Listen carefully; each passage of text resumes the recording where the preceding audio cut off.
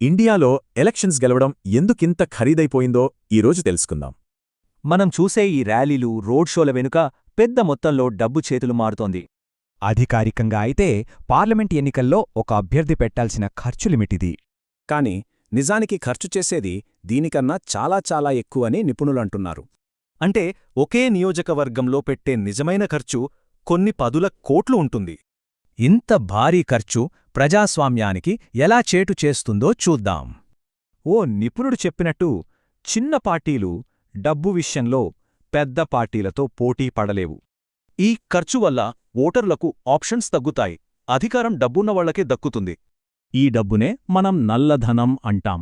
దీన్ని ట్రాక్ చెయ్యడం చాలా కష్టం. ప్రచారం నుంచి ఓటర్లను ప్రభావితం చేసే వరకు లెక్కల్లో చూపని డబ్బుని వాడతారు. పరిశీలకులున్నా సమయం తక్కువుండడంతో మొత్తం ఖర్చుని కనిపెట్టడం కష్టమవుతుందే. ఈ సమస్యను పరిష్కరించే ప్రయత్నమే ఎలక్టోరల్ బాండ్ సిస్టమ్.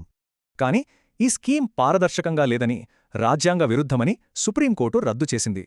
మరి ఎలక్టోరల్ బాండ్స్ రద్దయ్యాక ఇప్పుడు నిపుణులు ఏం సూచిస్తున్నారు? ఒక సూచనేంటంటే చిన్న పార్టీలకు అవకాశం ఇచ్చేలా ఓటింగ్ సిస్టమ్నే మార్చడం.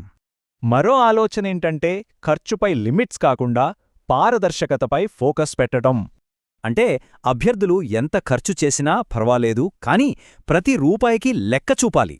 కాని ఇది మరో పెద్ద ప్రశ్నను లేవనెత్తుతుంది. అసలు ఎన్నికలకు ఎవరు ఫండింగ్ ఇవ్వాలి? ఓటు హక్కు లేని కంపెనీలు ఎన్నికలకు డబ్బులివ్వచ్చా? ఓటు వేసేది పౌరులే గదా. ఎన్నికలు ఎంత ఖరీదైనప్పుడు ప్రజాస్వామ్యం నిజంగా నిలబడగలదా?